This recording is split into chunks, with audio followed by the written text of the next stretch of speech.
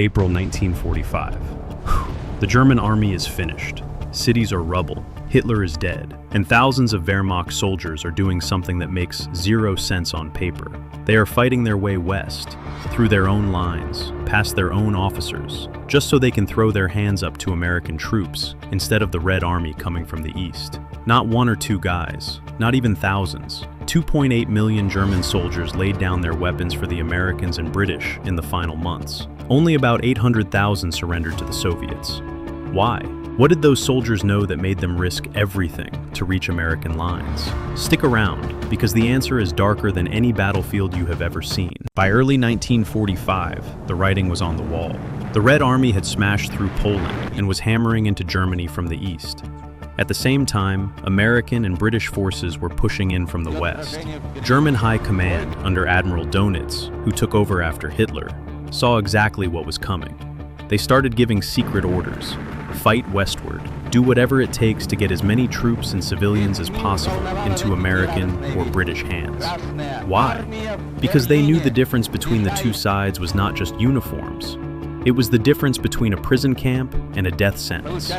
Let us be brutally honest.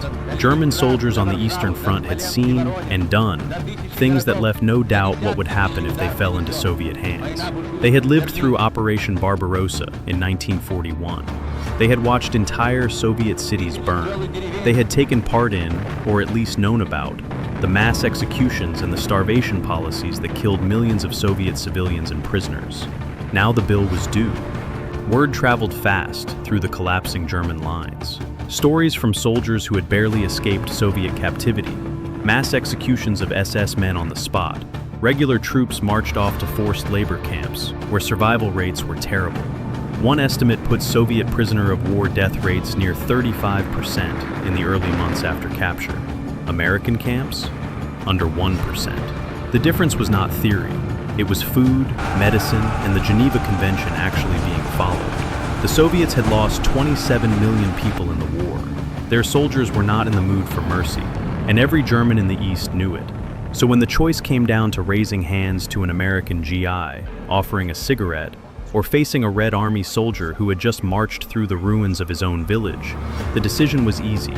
They ran west. Some units literally fought other German units to open roads toward the American lines. Here is where it gets even more inside. Admiral Dönitz and Field Marshal Keitel did not just hope for Western surrender.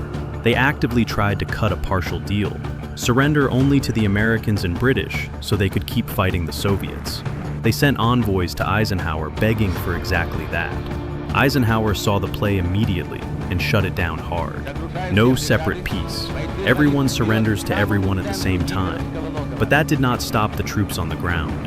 Entire divisions in the east abandoned their positions and marched west, sometimes leaving equipment behind just to move faster. 1 million German soldiers surrendered in the west in the first week of May alone. They knew the war was over.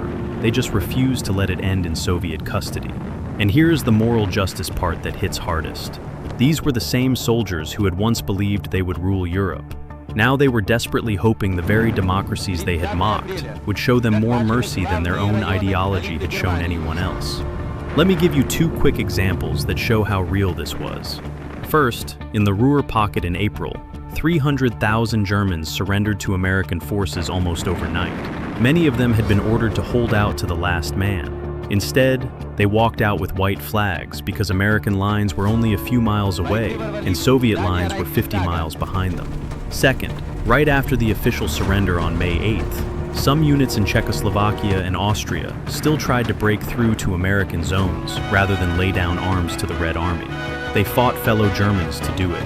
That is how deep the fear ran. Meanwhile, American soldiers reported wave after wave of exhausted, relieved Germans walking into their lines, some even cheering when they saw the stars and stripes. Not because they loved America, because they knew what the alternative looked like. So why did German soldiers surrender to Americans instead of the Soviets in 1945? Because they had spent 4 years teaching the world what total war looked like on the Eastern Front. And when the roles reversed, they knew exactly what payback would feel like.